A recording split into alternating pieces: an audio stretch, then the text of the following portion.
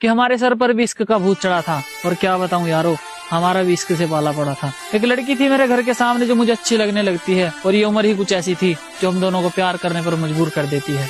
उसके साथ बिताए हुए पलों में मुझे जन्नत का एहसास होता था, और उसके घर वालों के चले जाने के बाद मैं उसकी गोद में सर रखकर चैन से सोता था। एक दिन उसके घर वालों को पता चल जाता है, वो हम दोनों को मिलते हुए देख लेते हैं, और अब उसके घर वाले उस पर पाबंदियां करनी शुरू कर देते हैं।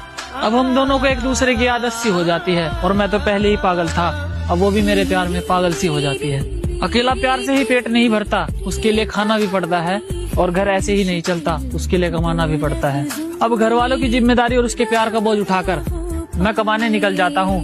मैं जल्दी ही वापस आऊंगा, मेरा इंतजार करना, ये कहकर मैं बाहर आ जाता हूँ। उसे मेरी आदत थी तो वो मेरा इंतजार कैसे करती, और मैं उसकी मजबूरी समझता था। उसके पास तो फोन भी नहीं था, तो मुझसे बात कैसे करती। मेरा काम में मन नहीं लगता, अब मैं घर जाने की ठान लेता हूँ, और उसके पास जाकर लिपट लिपट कर रहूंगा। मैं उसके पास जाने की ठान लेता हूँ। घर आते ही छत पर चढ़ जाता हूँ, और वो मुझे नजर आती है।